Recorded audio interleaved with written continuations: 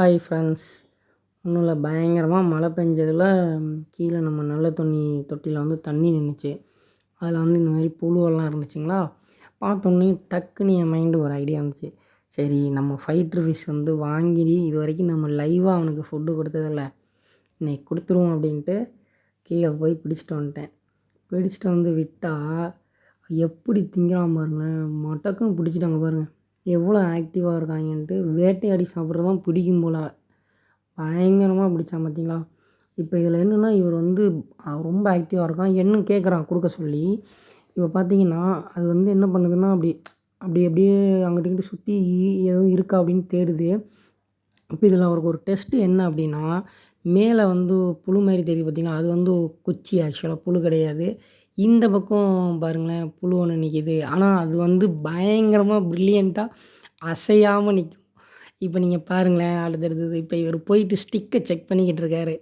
ஸ்டிக்கை தின்னு பார்ப்பார். அது வந்து ஸ்டிக்கு வேர் மாதிரி. அது வந்து 2 தடவை செக் பண்ணி பார்த்துட்டாரா. இப்போ இங்கிட்ட அசைஞ்சிருச்சிங்களா, அதை பிடிச்சிட்டாரா. இப்போ பாருங்கள், இது வந்து அசையவே அசையாது. ஆக்சுவலாக இது புழு. இதை கடிக்க மாட்டார். இவர் வந்து தோற்றுருவார், அது ஜெயிச்சிரும். இப்போ போய் திரும்ப அவர் ஸ்டிக்கே பார்ப்பார். இவர் திரும்ப சுற்றி முற்றி பார்க்குறாரு, யாரும் இருக்காங்களா அப்படின்ட்டு.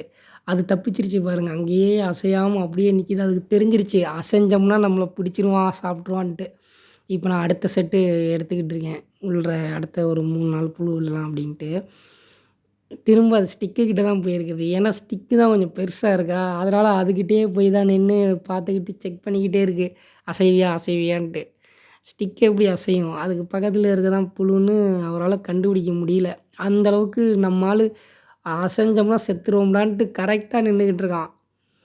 இப்போ அடுத்த செட்டு நான் விடும்போது அதுக்கப்புறம் மாட்டிக்குவான் லாஸ்ட்டில். இப்போ அடுத்த செட்டு விடுறேன். ஒரு பூச்சி கொசு மாதிரி இருக்குது, அதுவும் உள்ளே வந்துருச்சு. அதை நம்ம எடுத்துடலாம் இவங்கள உள்ளே விட்டுட்டு. இப்போ போட்டிருக்க புழு செட்டு வந்து பயங்கரமாக அசையுது. அதனால் நம்மளுக்கு ஈஸியாக இருக்கும் பிடிக்கிறதுக்கு. இப்போ பாருங்கள், அட்டாக்கை மட்டும் பாருங்கள், எப்படி அட்டாக் பண்ணுவான்னு மட்டும் பாருங்கள். பயங்கரமாக அட்டாக் பண்ணி ஆக்டிவாக பிடிப்பான் பாருங்கள் ஒவ்வொருத்தனையும். அங்கே பாருங்கள் பார்த்துட்டான் அங்கே பாருங்கள், எப்படி துரத்தி பிடிச்சான் பார்த்தீங்களா. அங்கே பாருங்கள், அடுத்ததுன்னு டக்குன்னு துரத்தி பிடிப்பான். எனக்கு தெரிஞ்சிருச்சு 2-3 பேர் இருக்காங்கன்ட்டு.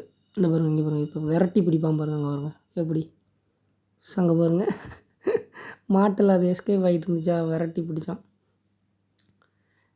இப்போ தாங்க நம்ம இடத்துக்கு வந்துட்டான். நம்மளால் அசையாமல் நிற்கிறான்ல, அவனை செக் பண்ணி. தேங்க்யூ ஃப்ரெண்ட்ஸ், அடுத்த வீடியோவில் பார்ப்போம். தேங்க்யூ.